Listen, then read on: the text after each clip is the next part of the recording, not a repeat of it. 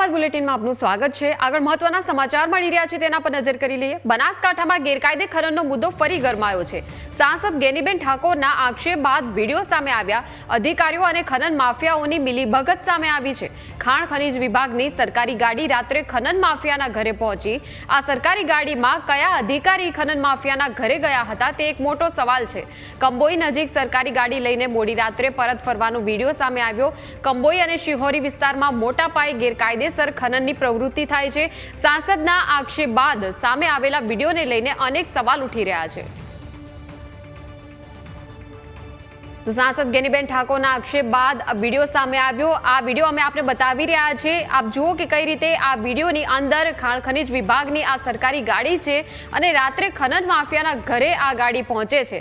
આ સરકારી ગાડીની અંદર કયા અધિકારી હતા અને શા માટે ખનન માફિયાના ઘરે તેઓ ગયા હતા તે એક મોટો સવાલ છે।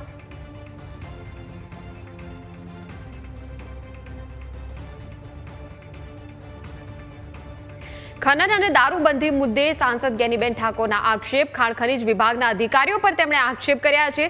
અધિકારીઓ રોયલ્ટીની ચોરી કરાવતા હોવાનો આક્ષેપ છે। ચોરી બાદ સરકારને સારું લગાડવા દંડ વસૂલતાનો આક્ષેપ। ઉત્તર ગુજરાતમાં સૌથી વધુ ખનન બનાસકાંઠામાં થઈ રહ્યું છે તેવું ગેનીબેને કહ્યું છે। પોલીસ અધિકારીની બદલીમાં બુટલેગર હાજર રહે તેવી સ્થિતિ છે। દારૂનું ખુલ્લેઆમ વેચાણ, બુટલેગર પાસે પોલીસ સ્ટેશનનો કબજો છે।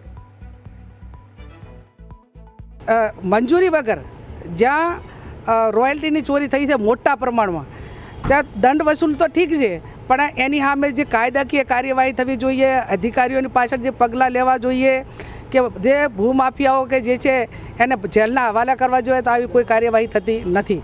એ આ બનાસકાંઠા માટે જે ખનનનો એ સૌથી મોટો મુદ્દો રહ્યો છે। એસપી પાસે અપેક્ષા રાખી છે કે સૌથી બનાસકાંઠાને યુવા ધનને જો બરબાદ થતું હોય તો આ દારૂની સૌથી મોટી બધી જે ખુલ્લે આમ ધંધા બુટલેગરો, પોલીસ સ્ટેશનના કબજા બુટલેગરો પાસે, કોઈ પોલીસ અધિકારીની બદલી થાય તો આમ પ્રજાને પણ બુટલેગરોની હાજરી હોય